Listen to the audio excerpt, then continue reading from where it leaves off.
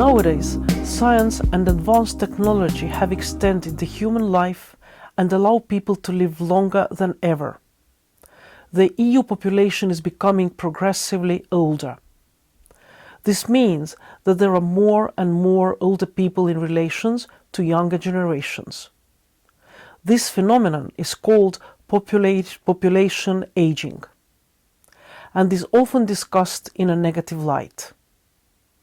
It is usually viewed as a threat for the sustainability of traditional social welfare and economy. Newspapers regularly feature the stories of burden that post-Second World War baby boom generation had put on the pension healthcare systems.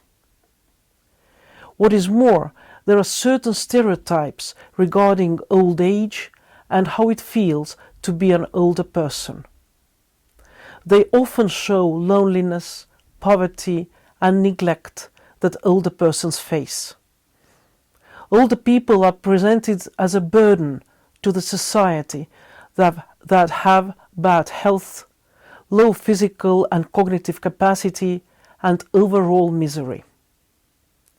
While some components of the stereotypes are real problems that need to be addressed, such as old age poverty, these negative images of aging are very problematic.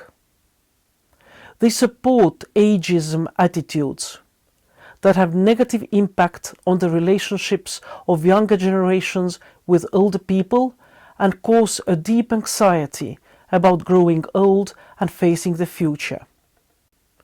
What is ageism?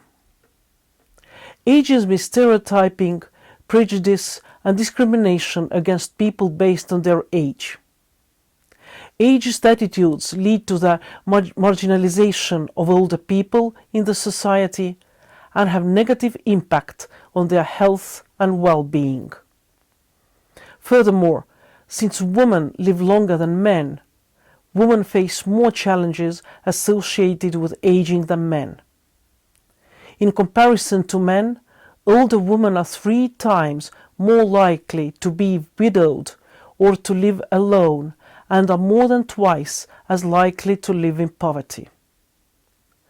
While poverty rates among men and women do not differ much during their working life, the difference increases after the age of 65 and even more after the age of 75. Older women face not only ageism but also sexism. What is sexism? Sexism is stereotyping, prejudice, and discrimination based on a person's sex or gender. Sexism may include the belief that one sex or gender is essentially superior to another. Sexism promotes certain gender roles, defining what behavior is appropriate to the person's gender and what is not. Instead of simply focusing on the negative aspects of aging, we should acknowledge the diverse ways that people can and do grow older. Usually, the person is considered to be old starting from the age of 60 or 65. This means that this category applies to a person in their 60s and to a person in their 90s. However, there may be huge difference in not just their functionality or health, but also personal interests. They represent completely different generations with different values and perceptions of good life. Generalizing older people's experiences and needs is simply not correct. Advances of medical science and social welfare ensure that many older people do not only live longer, but enjoy a healthy life as well. We should start thinking about old age as a new stage of life, where new skills and experience could be obtained. Older people have a lot to contribute to the society. Our future should be age-friendly and encourage older people instead of excluding them from the society. Human rights are universal standards for all individuals. According to them, everybody has a right to live with dignity and to be treated with respect. Those rights belong equally to everyone regardless of age. Many older people, however, don't know about relevance of human rights to their everyday life. They may put up with mistreatment and discrimination because they don't know it is wrong. Human rights are relevant to various everyday situations, such as deciding on medical treatment or moving to a nursing home. They guarantee our right to participate in the society and access public services.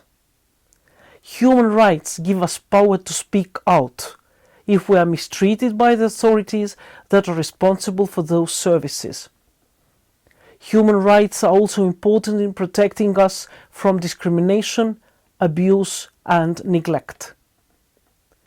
Human rights of European citizens are protected by a number of binding treaties and other instruments, including the European Convention on Human Rights and the UN Human Rights Treaties. In our online course, we will cover the full spectrum of human rights: civil, political, economic, social and cultural rights. Some rights are non-absolute, which means that they can be limited or restricted under certain circumstances, for example, to protect the rights of other people. Absolute rights, on the contrary, can never be limited or restricted.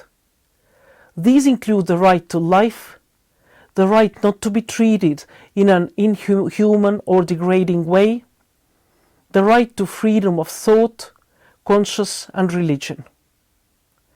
While all human rights are relevant to all the people, some of them are especially important.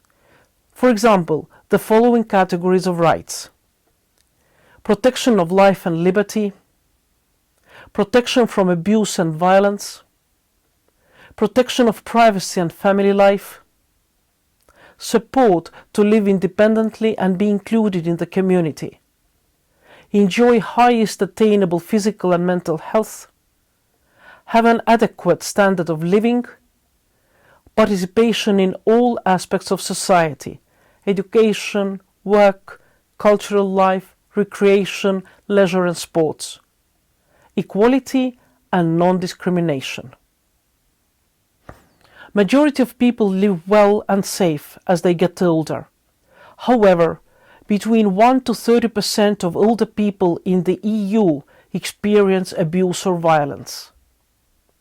Elder abuse causes harm or distress to an older person and violates the human rights because it violates the dignity, freedom, respect and or equality status of an individual. Elder abuse can be a single or repeated act, or lack of action, and happens in relationships of trust. Elder abuse can be intentional, but sometimes unintentional, where a person doesn't realize that the consequences of their actions are distressing to the older person. This is the case sometimes, for example, with informal carers who lack the required skills and knowledge to provide adequate care. Any person or organization can be responsible for abuse. Most often, it is someone well known to the older person, for example, a family member, relative, neighbor, friend, or career provider. Abuse can take place anywhere, but usually at home, where the person is living alone or with the family. It may also occur at nursing homes, day centers, in hospitals, or other places assumed to be safe. There are several forms of abuse. These include physical abuse, for example, hitting, slapping, pushing or restraining the person, or providing inappropriate amount of medication. Psychological or emotional abuse, for example, threatening or controlling behavior towards the older person, intimidation, isolation. Financial abuse, for example, theft, fraud, exploitation, misuse of the property of the older person, pressure to write certain things in the will or inheritance. Sexual abuse, which are any sexual actions without consent from another person. Neglect, which is ignoring medical or physical needs of an older person, failure to provide access to needed services like adequate nutrition or heating. Discrimination based on someone's age, race, sex, disability and other forms of harassment, insults or mistreatment is also an abuse. The consequences of abuse for an older person are diverse. Abuse affects both mental and physical health.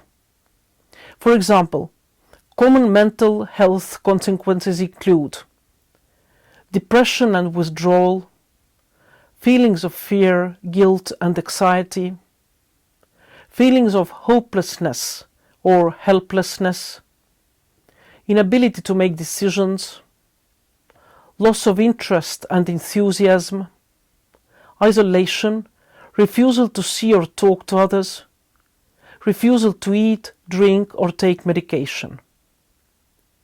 For physical health consequences are the following: injuries, cuts, bruises and broken bones, chronic pain and soreness, insomnia and lack of sleep, increased risk for developing new illnesses and chronic diseases, the worsening of pre-existing health conditions, increased substance use, high blood pressure or heart problems. How to protect oneself from abuse and mistreatment?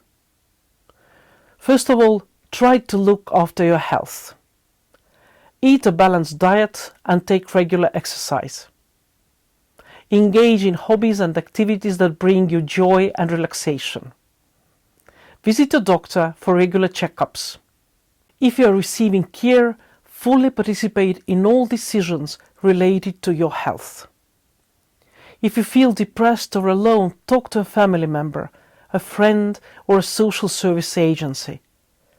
It is okay to reach out and ask for help, whatever the situation. Secondly, try to stay connected. Maintain a regular contact with your family and friends. If possible, stay active in your community by getting involved in the local groups and organizations. Look up for the local support services and how to access them, for example, day centers, transport, home care. Keep control of your phone and mail. Be aware that there are risks related to living with a person who abuses alcohol or drugs or has a history of abusive behavior. Have a plan where you can go and whom to contact if you feel under threat. You may also ask a social worker or another professional to help you draft a written safety plan. Keep track of your finances and avoid frauds and scams. Keep track of your money, including cash. It may be useful to keep a spending diary. Avoid giving your bank card or PIN number. If you need to write your PIN down, keep it in a safe place separate from your bank card. Check all your bank and credit card statements for any unauthorized activity. If you can, set up automatic transactions for your monthly payments. Store all valuable documents and items of value in a secure place. Be aware of salespeople who use high-pressure techniques to get you to buy something. Ask for the written details and take enough time to review it before you agree to buy anything. If you are hiring someone to do work for you, always get several estimates and check credentials and references. Never leave strangers unsupervised in your home. Do not pay for work in advance. Avoid paying in cash, but if you need to, always ask for a printed receipt. Be careful who you share personal information with and never provide personal details over the phone. Beware of online scams that use email requests to ask for personal financial information even if the email looks authentic. Always check with the institution itself and never respond to these emails. Plan ahead for the future. Familiarize yourself with options related to potential future circumstances, such as care and treatment options that are available. Think about your preferences in the event that you may not have the capacity to make decisions. Write down your wishes and keep them updated. Make this known to your family members, your doctor, and close friends. Think who you would like to act as your power of attorney in the future. Who do you trust to make decisions and act in your best interest in legal and financial matters? If you need financial or legal advice, seek professional advice. Don't rely solely on the advice of family or friends. How to get help and support. If you think you are being abused or harmed in any way, or if you know that somebody else is, it is important to tell about it. Remember that it is a human right to be treated with respect and dignity. If the person who is mistreating you is someone you know well or trust, it can be particularly difficult to understand what is happening or why. It is natural to feel worried, anxious, scared, or even embarrassed or guilty about the situation. Such feelings may make it hard to talk to someone about what is happening or to ask for help. However, you do not have to feel alone in your situation. If you have a friend or someone else you can trust, talk to them. There are various organizations and professionals who can offer you help and advice.